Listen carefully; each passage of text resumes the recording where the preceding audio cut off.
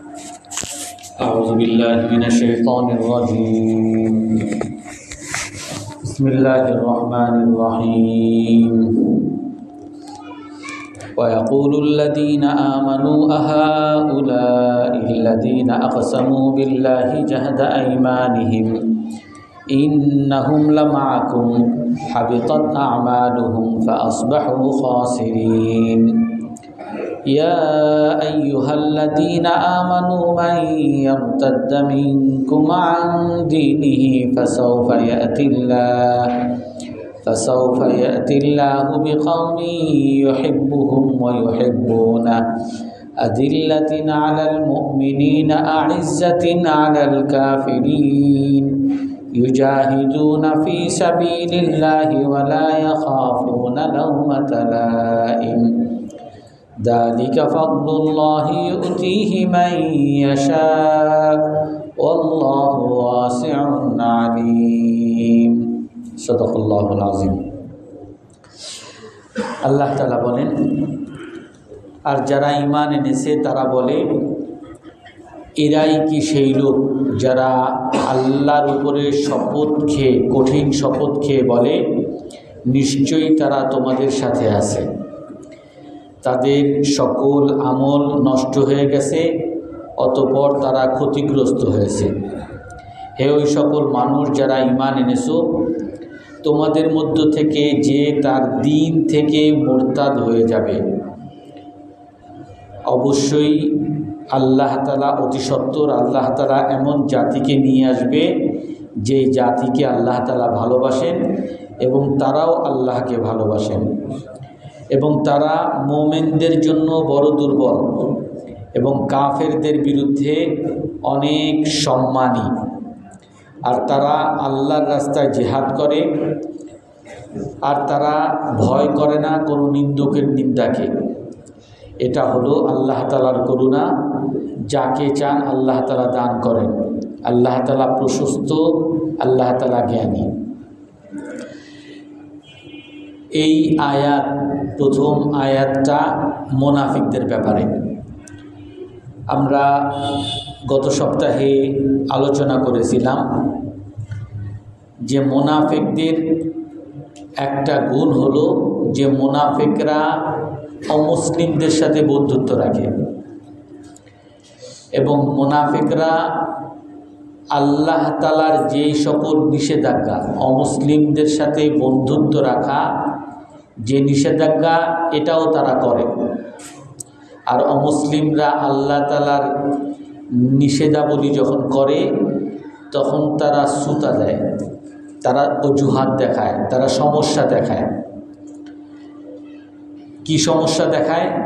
যে তারা যদি অমুসলিমের সাথে সম্পর্ক না রাখে, তাহলে তাদের অনেক সমস্যা হইতে পারে, তারা হয়তো বা অপমানিত হতে পারে, তারা হয়তো বা গরিব হয়ে যেতে পারে, অভাবী হয়ে যেতে পারে, এই ধরনের অনেক সমস্যা দেখায়। এবং তারা আরেকটা কথা বলে, কি? ওয়ায়াকুলুল্লাযীনা আমানু।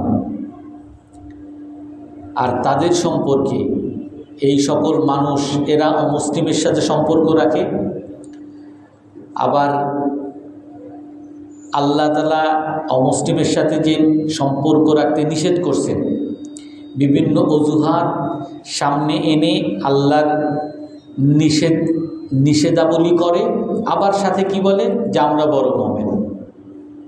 ওয়ায়াকুলুল্লাযীনা আমানু আহাউলাইল্লাযীনা আকসামু বিল্লাহি জাহাদা আইমানিহিম। মুমিনরা বলে যে এরাই কি সেই লোক যারা একেবারে কসম খেয়ে, আল্লাহর উপরে শক্ত কসম খেয়ে বলে যে তারা তোমাদের সাথে।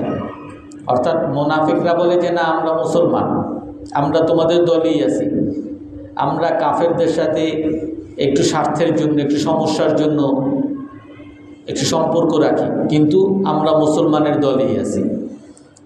আর আল্লাহ তাআলা এই সকল মুনাফিক বা যারা অমুসলিমের সাথে সম্পর্ক রাখে, এদের ব্যাপারে আল্লাহ তাআলা কি বলেন? হাবিতত আমালুহুম, তাদের সকল আমল বরবাদ হয়ে গেছে। ফাআসবাহু খাসিরিন, আর তারা ক্ষতিগ্রস্ত হয়ে গেছে। অর্থাৎ এই মুসলমান মুখে ইসলাম আনার পরেও অমুসলিমের সাথে সম্পর্ক রাখার কারণে যত ভালো আমল এগুলো নষ্ট হয়ে যায় এবং ক্ষতিগ্রস্ত হয়ে যায়। কারণ এটা যদিও এই সকল মুনাফিকরা দাবি করে মুমিন, তারা মুমিনদের সাথে আছে, আর কাফেরের সাথে যে সম্পর্ক রাখে এরা শুধুমাত্র স্বার্থের জন্য। আল্লাহ তাআলা বলেন যে না, এই যে স্বার্থের জন্য কাফেরের সাথে সম্পর্ক রাখে তো ধরে নিবা এরা মুমিন না, এদের আমল বরবাদ করে দিছে, এরা ক্ষতিগ্রস্ত। কারণ আল্লাহ তাআলা তার আগের আয়াতে বলেছিলেন ফাতারাল্লাযীনা ফী কুলূবিহিম মারাদুন ইউসারিউনা ফীহিম, যার অন্তরের মধ্যে রোগ আছে আপনি তাদেরকে দেখবেন যে তারা তাদের মধ্যে দৌড়ায়। তাফসীরে নাবুলসিতে বলে যে আল্লাহ তাআলার ভাষা কত সূক্ষ্ম। আল্লাহ তাআলা কি বলেন যে এই মুমিনরা, এই যাদের অন্তরে রোগ, এরা তাদের মধ্যে দৌড়ায়। দৌড়ানোর আরেকটা আয়াত আছে কোরআনে কারিমে, আল্লাহ তাআলা বলেন দৌড়াও, ওয়াসারিউ ইলা মাগফিরাতিন, তোমরা দৌড়াও আল্লাহর ক্ষমার দিকে। ওয়াজান্নাতিন আরদুহা কাআরদিস সামা, জান্নাতের দিকে দৌড়াও, যে জান্নাতের প্রশস্ততা আসমান জমিনের সমতুল্য। আল্লাহ তাআলা এখানে কি বলেন? তার দিকে দৌড়াও। আর এইখানে মুনাফিকদের সম্পর্কে কি বলেন? যে যাদের অন্তরের মধ্যে রোগ আছে তাদেরকে দেখবেন তাদের মধ্যে দৌড়ায়, অমুসলিমদের মধ্যে দৌড়ায়। এর অর্থ কি? অর্থাৎ এরা আসলে অমুসলমানই। এই মুনাফিকরা যদি দাবি করে আমরা মুসলমান, আর এমনি কাফেরের সাথে শুধু স্বার্থের কারণে, সমস্যার কারণে সম্পর্ক রাখে, আল্লাহ বলেন কি যে না, এরা আসলে তাদের অন্তর্ভুক্তই, এই কাফেরদের অন্তর্ভুক্ত, অমুসলিমদের অন্তর্ভুক্ত। আর এরা যখনই বিপদ দেখে তখন তারা আরও তাদের সাথে মিশে যায়। মূলত এরা কাফের, কিন্তু যখন বিপদ দেখে তারা কাফেরের সাথে আরও মিলে যায়, আরও তাদের সাথে বন্ধুত্ব বাড়িয়ে যায়। যখনই দেখে যে কাফেররা বিজয় হইতেছে তখন এরা কাফেরদের সাথে, আগেও কাফের ছিল, কাফেরদের সাথে আগের থেকেই বন্ধুত্ব, যখন দেখে কাফেররা বিজয় হয় আর মুসলমানরা পরাজিত হইতেছে ওই সময় কাফেরদের কাছে আরও যায় যে আমরা তো তোমাদের লোক, তোমাদের দলেরই লোক, মুমিনকে কেমনে মারতে চাও, এইভাবে মারো, এইভাবে মারো, তাদের সাথে গিয়ে আরও তাল মারে। আল্লাহ তাআলা কি বলেন? যে যারা অমুসলিমের সাথে সম্পর্ক রাখে মূলত তাদের দলেরই লোক, এবং যখন বিপদ দেখে তখন তাদের মধ্যে ঢোকার জন্য আরও দৌড়াদৌড়ি করে। আর যারা মুসলমান তারা সম্পূর্ণ বিপরীত কাজ করবে। এরা কাফেরের সাথে সম্পর্ক রাখবে না, বিপদ দেখলে কাফেরের সাথে বন্ধুত্ব তো দূরের কথা, তার ঈমান আরও বেড়ে যাবে। কোরআনে কারীমের মধ্যে আছে আল্লাযীনা ক্বালা লাহুমুন নাসু ইন্নান নাসা ক্বাদ জামাউ লাকুম ফাখশাউহুম ফাযাদাহুম ঈমানা। কিছু মানুষ আছে যাদেরকে মানুষ যখন বলে যে সকল মানুষ তো তোমাদের জন্য একত্রিত হয়েছে, বিশেষ করে আয়াত নাজিল হয়েছে উহুদের যুদ্ধের পরে। উহুদের যুদ্ধে মুসলমানদের ৭০ জন বড় বড় সাহাবী শাহাদত বরণ করছেন, মুসলমানরা পরাজিত হয়েছে, কাফেররা চলে গেছে। ওই কাফেরদের পক্ষ থেকে একজন এসে রাসূলকে, মুসলমানদেরকে খবর দিছে ইন্নান নাসা ক্বাদ জামাউ লাকুম, এই কাফেররা তো তোমাদেরকে মেরে শুধু যায় নাই, এখন তো তারা আরও সংঘবদ্ধ হইতেছে, আরও বড় দল নিয়ে আসতেছে, তোমাদের উপর আক্রমণ করে তোমাদেরকে নিশ্চিহ্ন করে দেবে। এখন এই অবস্থা দেখে এক তো মুসলমানরা পরাজিত, মর্মাহত, রক্তাক্ত, ক্ষতিগ্রস্ত, এই অবস্থা দেখে মুনাফিকরা তো আগেই কাফেরদের সাথে সম্পর্ক রাখতেছে, এই বিপদ থেকে বাঁচার জন্য তাদের তো বিভিন্নভাবে তাদের সম্পর্ক তো রাখে, সম্পর্ক আরও বাড়িয়ে দিছে। কিন্তু মুসলমানের কথা আল্লাহ তাআলা কি বলেন? যে মুসলমানকে যখন ভয় দেখাইছে যে তোমরা শুধু আহত হয়েছে এতটুকু না, আরও একত্র হইতেছে, একত্র হয়ে তোমাদেরকে একেবারে দুনিয়া থেকে নিশ্চিহ্ন করে দেবে। আল্লাহ তাআলা কি বলেন? ফাখশাউহুম ফাযাদাহুম ঈমানা। এদেরকে যখন আতঙ্কিত করছে, ভয় দেখাইছে, তো ভয় দেখানোর কারণে তাদের ঈমান দুর্বল হয়ে গেছে, না, আল্লাহ তাআলা কি বলেন, এই ভয় দেখানোর কারণে তাদের ঈমান আরো বেড়ে গেছে। ফাখশাউহুম ফাযাদাহুম ঈমানা, আরো ঈমান বেড়ে গিয়ে তারা কি বলে, ওয়াকালু হাসবুনাল্লাহু ওয়া নি'মাল ওয়াকিল। এই মুসলমানরা কি বলে, যে আমাদের জন্য আল্লাহই যথেষ্ট, আমাদের জন্য অভিভাবক আল্লাহই যথেষ্ট, আল্লাহর চেয়ে বড় বন্ধু আর কেউ লাগবে না।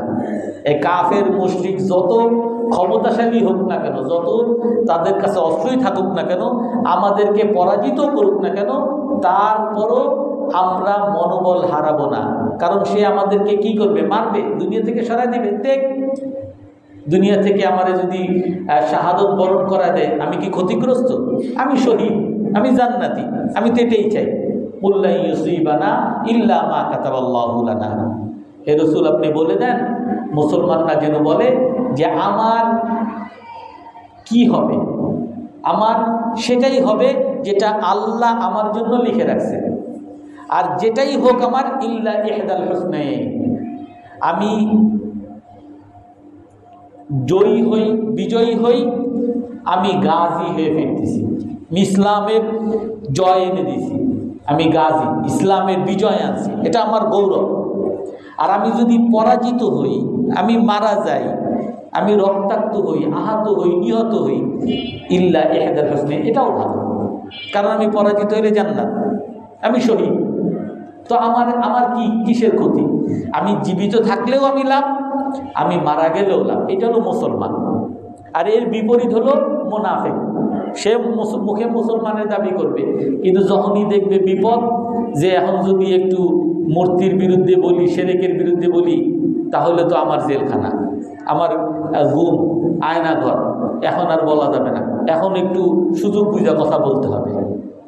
আল্লাহ তাআলা কি বলেন, যে এটা হলো মুনাফিক। এরা সবসময় মুখে বলবে আমি বড় মুমিন। আমাদের এক আত্মীয় ছিল, আত্মীয় না, আমাদের এক প্রতিবেশী, সে সারা বছর নামাজ পড়তো না, কিন্তু শবে বরাত আসলে একেবারে 100 রাকাত 200 রাকাত নফলের উপরে নফল। তখন এই চাচি, সে আমাদের বাসায় আসা আম্মাকে বলতো, এরকম আজকে 100 রাকাত পড়ছি, আমার মেয়েরে 200 রাকাত পড়াইছি, অমুক পড়াইছি। এখন বলেন যে সারা বছর তো পড়তে হয়, সবসময় তো এই নফলের চেয়ে তো ফরজ নামাজটা বেশি দরকার। আপনি আমার চেয়ে বেশি মুসলমান, আমি আল্লাহর জন্য এই নামাজ পড়ছি, আপনারা একটু পর্দা করেন। এই পর্দারই কি আপনি ইসলাম বানায় ফেলছেন? পর্দা করলে মানুষ মুসলমান হয়ে যায়, আর পর্দা যে করেন সে মুসলমান হয়ে যায়। কোরআন শরীফ না আমি পড়তে পারি না, আর না পড়লে বুঝে আমি অমুসলমান হয়ে গেছি।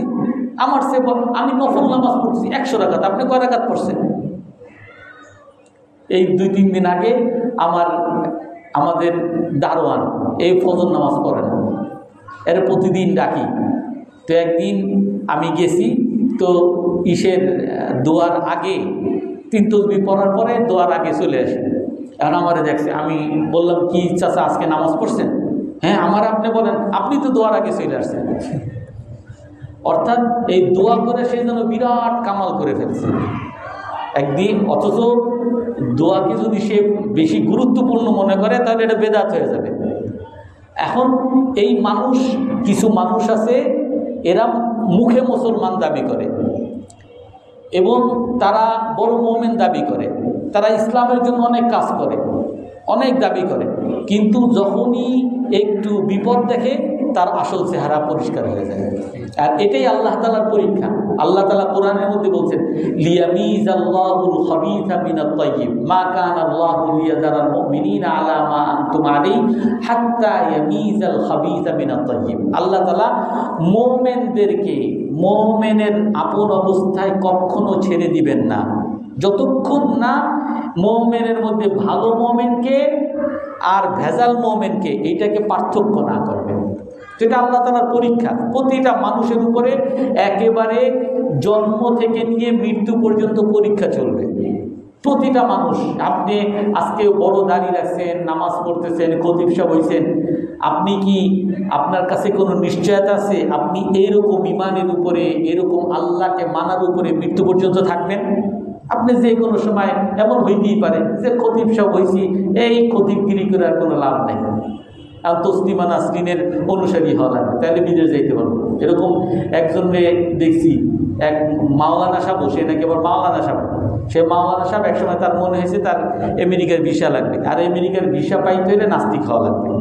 কারণ সে নাস্তিকতা ঘোষণা করে সে আমেরিকার ভিসা পায়।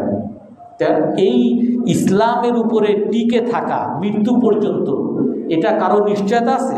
কারো নিশ্চয়তা নেই। এই জন্য পরীক্ষা একেবারে শুরু থেকে শেষ পর্যন্ত পরীক্ষা চলতেই থাকবে। আর এই পরীক্ষাটা কি? এই পরীক্ষা হলো প্রতিটা কাজে পরীক্ষা। আপনি চাকরি ভালো করেন, এটা পরীক্ষা। আপনি খারাপ চাকরি করেন, এটাও পরীক্ষা। আপনি আজকে গোশত দিয়ে ভাত খাইছেন, এটাও পরীক্ষা। আপনি আজকে ভাত খাওয়ার জন্য গোশত পান নাই, ডাল দিয়ে ভাত খাইছেন, এটাও পরীক্ষা।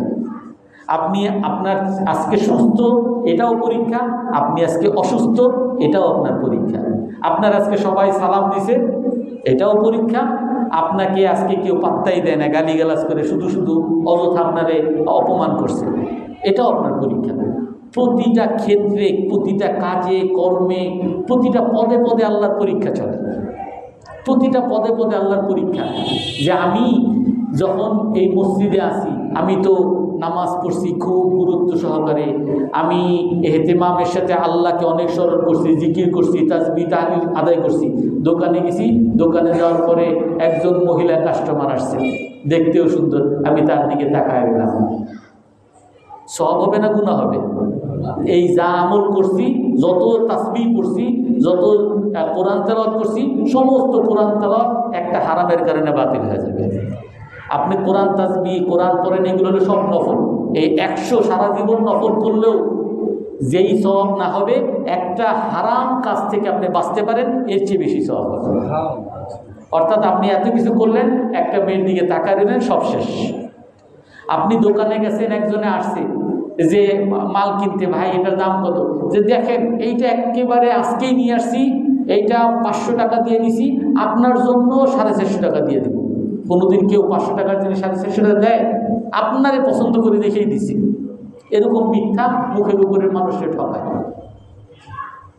এই মিথ্যা, এগুলো হারাম।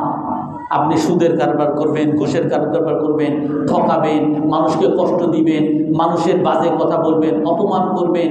আর আজকে তো এখন বর্তমানে অপমান করা, একজনে টিজ করে, এই দেখ দেখ, এই লঙ্গি পড়ছে একটা, এই কেমন দাঁড়িয়ে রাখছে একটা, এই যে সব কিছু নিয়েই এখন এক টিটকারি করে, সব কিছু নিয়েই এখন টিটকারি করে একটা ফ্যাশন হয়ে গেছে। একটা মানুষকে টিটকারি করা কাফা বিল শাররি আই ইউহাক্কিরা আখাহুল মুসলিম। মানুষ এক হাদিসের মধ্যে আছে যে গুনাহ, সবচেয়ে বড় গুনাহ, মানুষের আল্লাহর কাছে সবচেয়ে বড় গুনাহ, বড় গুনার মধ্যে একটা হলো বেবিচার করা। বেবিচার করা একটা বড় গুনাহ। নিজের মায়ের সাথে বেবিচার করা, এটা আরো বড় গুনাহ।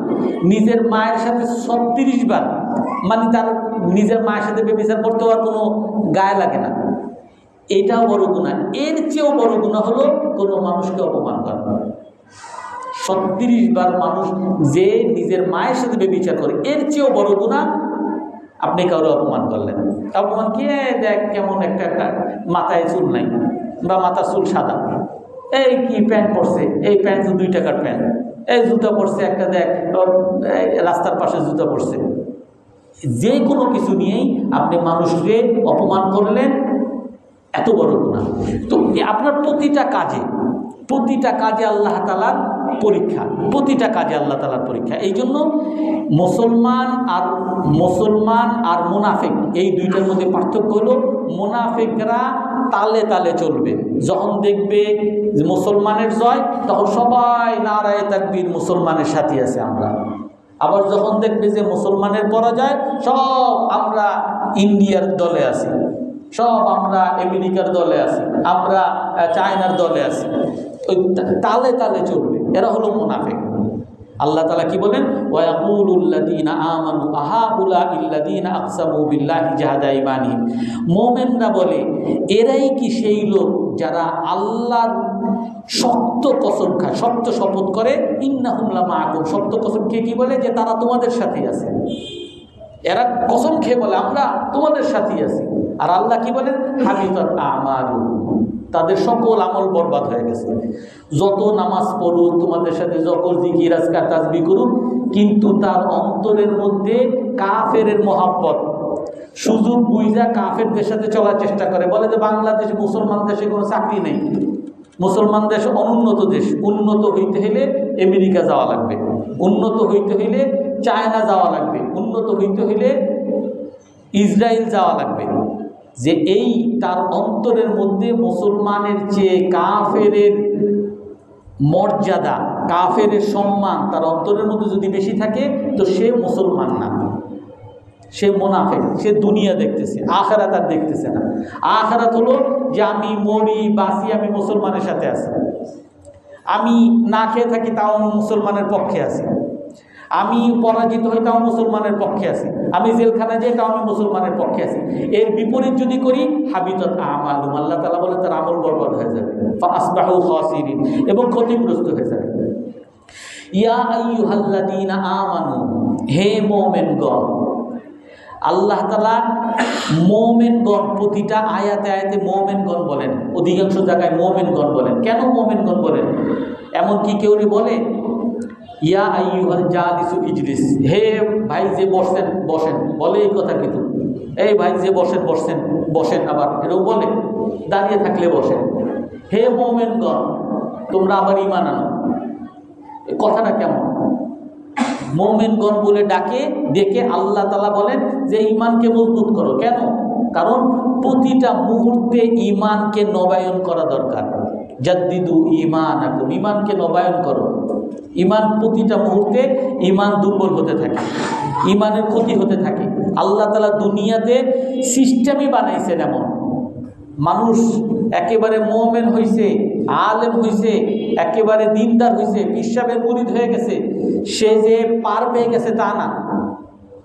শয়তান তার সাথে আছে, মানুষ শয়তান তার সাথে আছে, তার মন তার সাথে আছে, আর তাকে প্রতিটা ক্ষেত্রে বিভ্রান্তি ছড়াবে। আরে তুমি বহুত নামাজ পড়ছো, আর নামাজ পড়ার দরকার নেই। তুমি এই কোরআন পড়ে লাভ কি? কোরআন তো বুঝো না, কোরআন পড়ে লাভ কি? কোরআন পড়া বাদ দাও। তুমি এই নামাজ পড়ে কি পাইছো? কেউ পাইছে কিছু, কেউ বড়লোক হয়েছে, এই নামাজ পড়ে লাভ কি? বিভ্রান্তি, এটা তো কিয়া মানে সাধারণ বিভ্রান্তি। আর এখন বিভ্রান্তি কি? এখন বিভ্রান্তি হইল যে ইসলাম প্রতিষ্ঠা করা লাগবে। ইসলাম কেমনে প্রতিষ্ঠা করব? ইসলাম প্রতিষ্ঠা করার জন্য একেবারে সবাইরে ভোটে ডাকো, ভোটে ডেকে আমরা ইসলাম প্রতিষ্ঠা করে ফেলি। সবাই আমরা যত ভোট দেয়, এই জন্য আমি চেষ্টা করি। রাসূল সাল্লাল্লাহু আলাইহি ওয়াসাল্লাম কী করে? রাসূলকে তো বলছেন যে তুমি এই দাওয়াত কেন দিতেছো? তুমি এই দাওয়াত দিতেছো এই জন্য যে তুমি ক্ষমতা চাও, তুমি রাজত্ব চাও, তুমি ধনী হইতে চাও। তুমি ধনী হইতে চাও, সবাই আমরা মিলে তোমার ধনী বানায় দিই। তুমি রাজত্ব চাও, সবাই মিলে আমরা তোমাকে রাজা বানিয়ে দিই। তুমি সবচেয়ে বড় সম্মানী হইতে চাও, সবাই মিলে আমরা তোমাকে সম্মানী বানিয়ে দিই। কিন্তু রাসূল কি বলছেন? যে না, আমার এই দাওয়াত যদি সূর্য আমার ডান হাতে দেয়, চাঁদ যদি আমার বাম হাতে দেয়, তারপর আমি এই দাওয়াতকে ছাড়বো না। অর্থাৎ মানুষকে সংস্কার করা। আমরা রাষ্ট্র সংস্কারের আগে মানুষ সংস্কার করতে হবে, প্রতিটা মানুষকে সংশোধন করতে হবে, মানুষকে নামাজি বানাইতে হবে। প্রতিটা মানুষ যখন নামাজি হবে, তখন তারা মিলেই ইসলামকে প্রতিষ্ঠা করবে। আর আমি রাষ্ট্রে ইসলাম প্রতিষ্ঠা করলাম, আর মানুষ সব ঘুষখোর আর সুদখোর আর দুর্নীতিবাজ, এর দ্বারা তো কোনো লাভ হবে না। এই জন্য আমার প্রতিটা মুহূর্তে বিভিন্ন ধরনের বিভ্রান্তি আসবে, বিভিন্ন ধরনের। এখন তো এই কি বলে ইউটিউব, তারপরে ফেসবুক, এইগুলায় আপনি খুলবেন, বলবে যে কোরআনের অমুক জায়গায় ভুল আছে, কোরআনে মেয়েদেরকে ঘরের মধ্যে থাকতে বলছে। এই যুগে ঘরের মধ্যে থাকলে তাইলে আর রাষ্ট্র উন্নত কে করবে? তো কোরআন ভুল বলছে, নাউযুবিল্লাহি মিন যালিক। কোরআনে বলে যে পর্দা করতে, মহিলাদেরকে পর্দা করতে। তো পর্দা করলে রাজনীতি কেমনে করবে মহিলারা? ইসলামে কালকে একজন আর টক শো শুনলাম, বলে যে ইসলামী যে দলগুলো আছে এরা অপূর্ণ। কেন? কারণ এদের মধ্যে ইনক্লুসিভ, সবাইকে সে নিতে পারে নাই, তারা নারীদেরকে নিতে পারে নাই, নারীদেরকে তারা নেতা বানায় না। নারীদের যে প্রতিনিধি করার জন্য তাদেরকে যে ক্ষমতায়ন করবে, এই ক্ষমতায়ন তারা করে না। তাদের শিক্ষা ব্যবস্থায় 30% নারীদেরকে ঢুকানোর কথা, তারা ঢুকায় না।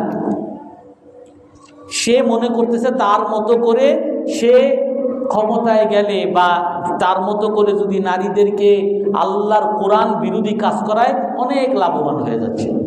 আল্লাহ বলেন ঘরে থাকতে, আল্লাহ বলেন নারীদেরকে পর্দা করতে, সে মনে করে যেটা সঠিক না। আর আমরা এখন কি দেখি বাস্তবতা, আমরা বলছিলাম ইসলাম হলো, আল্লাহ বলেন ইসলাম হলো বিবেকে বলেন, ইসলাম হলো বাস্তবতা বলেন। এখন আমরা বাস্তবতায় কি দেখি, নারীরা পর্দা ছাড়া গিয়ে খুব লাভবান হয়েছে, পথে ঘাটে সব জায়গায় নির্যাতিত, নিপীড়িত, ধর্ষণ এগুলা শিকার হইতেছে। নারীরা বাইরে গিয়ে খুব কি লাভবান হয়েছে। আমরা যদি আল্লাহকে মানতাম, আল্লাহর কোরআনকে মানতাম, হাদিসকে মানতাম, এই যাতে আমরা মানতে না পারি সারাক্ষণ আমাদের পিছনে বিভ্রান্তি চলতেই থাকবে। ইয়া আইয়ুহাল্লাযীনা আমানু, এখানে আল্লাহ তাআলা কি বলেন, হে মুমিনগণ, মাইয়ারতাদ্দা মিনকুম আন দীনিহি, তোমাদের মধ্য থেকে কেউ যদি মুরতাদ হয়, ফাসাউফা ইয়াতিল্লাহু বিকওমিন ইউহিব্বুহুম ওয়া ইউহিব্বুনা, অতি সত্বর আল্লাহ তাআলা এমন জাতিকে নিয়ে আসবেন যেই জাতিকে আল্লাহ ভালোবাসেন আর তারাও আল্লাহকে ভালোবাসেন। মুরতাদ হওয়ার কথা কেন আসে? মুসলমানদেরকে বলতেছে তোমাদের মধ্যে যদি কেউ মুরতাদ হয়ে যাও, মানে ইসলাম ছেড়ে দাও। আমাদের বাংলাদেশে কয়জন মানুষ ইসলাম ছেড়ে যায়? ছাড়ে খুবই কম, যদি 2-1 হয়তো বা লক্ষে 2-1 পাওয়া যায়। মুসলমান ছিল হিন্দু হয়ে গেছে, মুসলমান ছিল খ্রিস্টান, খুবই কম।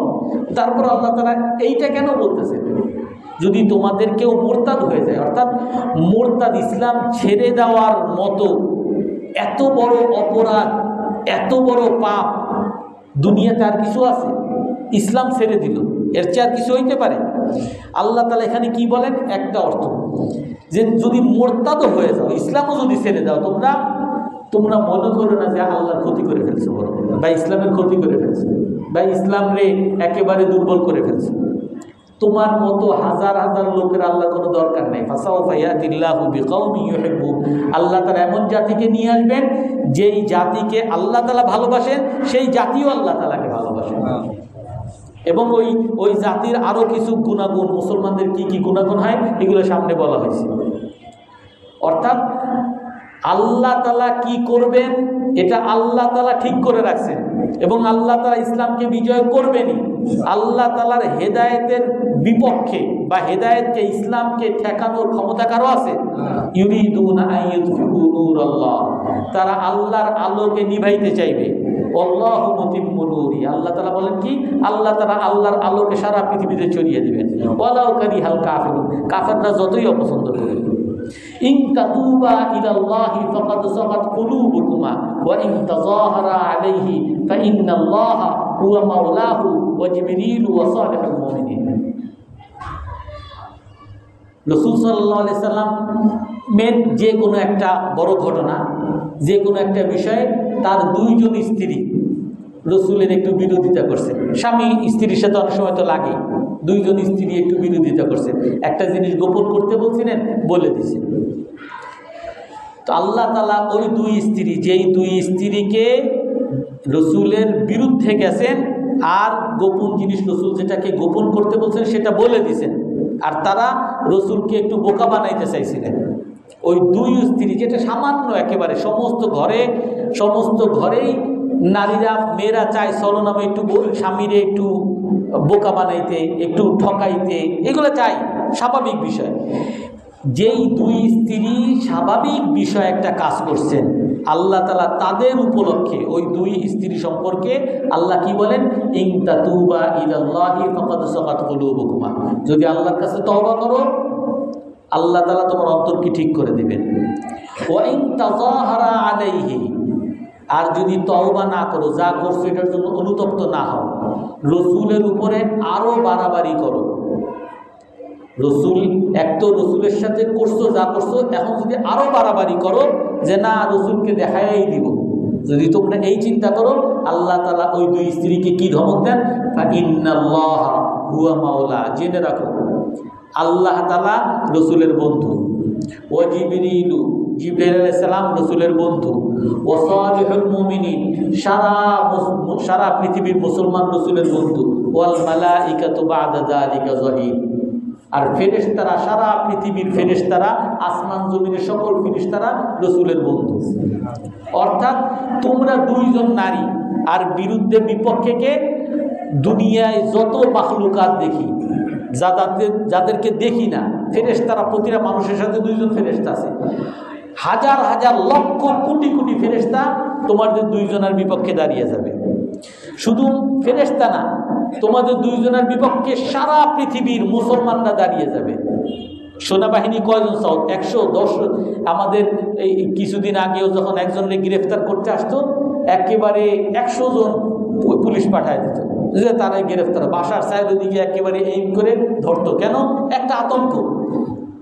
আর আল্লাহ তাআলা কি বলেন যে সারা পৃথিবীর কোটি কোটি মানুষ, হে দুই নারী তোমাদের বিরুদ্ধে দাঁড়ায় যাবে, ফেরেশতারা তোমাদের বিরুদ্ধে দাঁড়িয়ে যাবে, আল্লাহ তাআলা সমস্ত সেনাবাহিনী তোমাদের বিরুদ্ধে দাঁড়িয়ে যাবে, আর আল্লাহ তাআলা স্বয়ং তো তোমাদের বিরুদ্ধে দাঁড়াবে। তো যেই আল্লাহর হাতে সকল ক্ষমতা, ওই আল্লাহর সাথে মোকাবেলা করে কেউ পারবে? ওই আল্লাহ যেটা করতে চান এটার বিরোধিতা কেউ করতে পারবে? আল্লাহ তাআলা কি বলেন যে যদি তোমরা মুরতাদ হয়ে যাও, আল্লাহ যেটা চান এই ক্ষেত্রে তোমরা কোনো প্রতিবন্ধকতাই সৃষ্টি করতে পারবে না। আল্লাহ তাআলা তোমাদেরকে বাদ দিয়ে এমন এক জাতি নিয়ে আসবে যেই জাতিকে আল্লাহ ভালোবাসেন, তারাও আল্লাহকে ভালোবাসেন। আজকে আপনি দেখবেন বিভিন্ন জায়গায়, অনেক জায়গায়, এক জায়গায় হয়েছে যে ইসলাম রে মানতেই চায় না কেউ, একেবারে পুরা এলাকায় সুদি কারবারে ভরা। একজন একটু সুদি কারবারের বিরুদ্ধে বলছে, তারে শুদ্ধ এলাকা থেকে বাইর করে দিয়েছে। ওই সুদি কারবারি এলাকার মধ্যে একজন মানুষ যে তাদের মধ্যে সবচেয়ে বড় নেতা, এই ব্যক্তি এমন কি হয়েছে তার, সে হুজুরের পক্ষে আইসা সকল সুদি কারবারের বিপক্ষে লেগে পুরো সকল সুদের কারবার বন্ধ করে দিয়েছে। এরকম আপনাদের মধ্যে হয় নাই? এরকম অনেক সবচেয়ে বড় যে মাস্টার, এই দেখা যায় যে একেবারে দিনদার হয়ে তাবলিগে গিয়ে 3 চিল্লা দিয়ে আল্লাহওয়ালা হয়ে গেছে, অথচ এই সকলে কষ্ট দিত, সকলে ক্ষতি করত, সকলের কাছ থেকে চাঁদাবাজি করত, অথচ তার যাকে সবাই খারাপ বলতো এই দেখা যায় সবচেয়ে ভালো মানুষ হয়ে গেছে। এই যে এখন দেখেন, এই যে যারা বেশ কিছু মানুষ যারা জেলখানায় গেছিল, তারা তাদের জন্য মৃত্যু অবধারিত। একজনের এই শুনলাম যে তার জন্য একেবারে ক্রস ফায়ার নির্ধারিত হয়ে গেছে, ক্রস ফায়ার তার, কিন্তু সেও চিনে না, আর যে তার পক্ষে সহযোগিতা করছে সেও জানে না, অথচ তার এক কোন রকম বন্ধু অনেক আগে দেখা হয়েছিল, সেই বন্ধু তার জন্য একটু মায়া লাগছে, সে তারে কোনোভাবে তার আর ক্রস ফায়ারে দিতে দেয় না, তারে এই দেশ থেকে আরেক দেশে পাঠিয়ে দিয়েছে। অর্থাৎ আল্লাহ তাআলার দ্বীনের কাজ আল্লাহ। এখন আমরা যেটা দেখি, আমরা মুসলমান, বাংলাদেশের মুসলমান আমরা কেউ মানি না। আপনি দেখেন আমেরিকার দলে দলে মানুষরা মুসলমান হইতেছে। যেই নারীদেরকে আমরা ল্যাংটা দেখি, এদের মধ্যে একজন বোরকা পরে মুসলমান হয়ে যাচ্ছে। আল্লাহ তাআলা যা চান এটা করবেন। আল্লাহ তাআলা বলছেন ইসলামের কোনো ক্ষতি তোমরা করতে পারবে না, তুমি মোরতাদ হয়ে যাও। আল্লাহ এমন জাতিকে নিয়ে আসবেন যাকে আল্লাহ ভালোবাসেন, তারাও আল্লাহকে ভালোবাসেন। আ'আমিনতুম মান ফিস সামাই ওয়াল আরদি, তোমরা কি মনে করো যে আল্লাহ তাআলা শুধু আসমানি রাজত্ব করে? ইলাহুন ফিল আরদি আম ইলাহুন ফিস সামা, আল্লাহ তাআলা আসমানের যেমন আল্লাহ, জমিনেরও আল্লাহ তাআলা। জমিনে সকল পুলিশরা আর অমুক ক্ষমতাবান, এ যা চাইবে তার বিরুদ্ধে আর করা যাবে না। না, আল্লাহ তাআলা আসমানের যেমন আল্লাহ, জমিনেরও আল্লাহ। যার আমরা কল্পনা করি এর বিরুদ্ধে কথা বলাই যাবে না, এর বিরুদ্ধে কথা বললে একেবারে শেষ, 2040-এর আগ পর্যন্ত নামবে না, এর বিরুদ্ধে কোনো কথা বললেই শেষ। অথচ আল্লাহ তাআলা জমিনের আল্লাহ। আল্লাহ তাআলা যখন চান, যা চান তাই করেন। এই জন্য আল্লাহ তাআলা কি বলেন যে তোমাদের মধ্যে যদি কেউ মোরতাদ হয়ে যায়, অবশ্যই অবশ্যই আল্লাহ তাআলা এমন জাতি নিয়ে আসবেন যেই জাতিকে আল্লাহ তাআলা ভালোবাসেন আর তারাও আল্লাহকে ভালোবাসেন। অর্থাৎ ইসলামের ক্ষতি কেউ করতে পারবে না। ইসলামের বিজয় আল্লাহ তাআলা যেভাবে রাখছেন, যেই সময় রাখছেন সেই সময় করবেন। বাকিটা আমার ব্যাপারটা দেখা। আল্লাহ তাআলা কি বলেন, আমার ইসলাম নিয়ে চিন্তা করো, দেখো তুমি তোমার চিন্তা করো। আমি এখন দুই পক্ষের, আমি কি মুনাফিকদের পক্ষে যাব, ইসলামের পক্ষে যাব, নাকি ইসলামের বিপক্ষে যাব? আমার বিষয় এখন। আমি ইসলামের পক্ষে যদি যাই, হয়তো বা অনেক সময় আমার জেল হইতে পারে, জরিমানা হইতে পারে, অপমান হইতে পারে, মানুষ হুজুর বলে গালি দিতে পারে, মোল্লা বলে গালি দিতে পারে, অনেক অপমান হইতে পারে। কিন্তু আমি দেখবো আমি অপমান হইলেও আমি এখন কোন পক্ষে আছি। আর আমি হইতে পারে আরেকজনের, আমি ওই বিপক্ষে গিয়ে হুজুরদের গালিগালাজ করলাম, ইমাম সাহেবের গালিগালাজ করলাম, খতিব সাহেবের হুজুরদের মোল্লা মৌলবীর গালিগালাজ করলাম, সবাই জঙ্গি বললাম, সবাই সন্ত্রাসী বললাম, সবাই সাম্প্রদায়িক বললাম, বিভিন্নভাবে বইলা আমি নিজের খুব একটা বড় বাহাদুর বানাই। আল্লাহ তাআলা যা চান সেটাই করবেন। আমার ব্যাপার হলো, আমার সফলতা হলো যে আমি যদি আল্লাহর পক্ষে থাকি নাকি আল্লাহর বিপক্ষে। আমি যদি আল্লাহর পক্ষে থাকি আমি লাভবান, আমি যদি আল্লাহর বিপক্ষে থাকি আমি ক্ষতিগ্রস্ত। আমরা কার পক্ষে থাকবো? ইনশাআল্লাহ আল্লাহর পক্ষে থাকবো। আল্লাহ তাআলা আমাদের সকলকে তৌফিক দান করেন। কারো কোনো প্রশ্ন আছে? অনেকদিন আগে আপনার একটা ফিলিস্তিন মসজিদে আকসার জন্য কিছু কবিতা বলছিলেন, ওটা যদি একবার শুনতেন মেহরবানি করে। আরবিও পড়ছিলেন বা উর্দুও পড়ছিলেন। কি বলছে আমি ভুলে গেছি, আমার এখন মনে নাই। সুন্দর ছিল মসজিদে আকসাকে এক করার জন্য, সবাই এক করে। কি বলছে অনেকদিন আগে বলছে, আমার মনে নেই এখন। আর তো মনে করলে বললাম যে আর কিছু। আর কারো কোনো প্রশ্ন আছে? সুবহানাল্লাহ ওয়া বিহামদিহি আশহাদু আল্লা ইলাহা ইল্লা আনতা আস্তাগফিরুকা ওয়া আতুবু ইলাইক।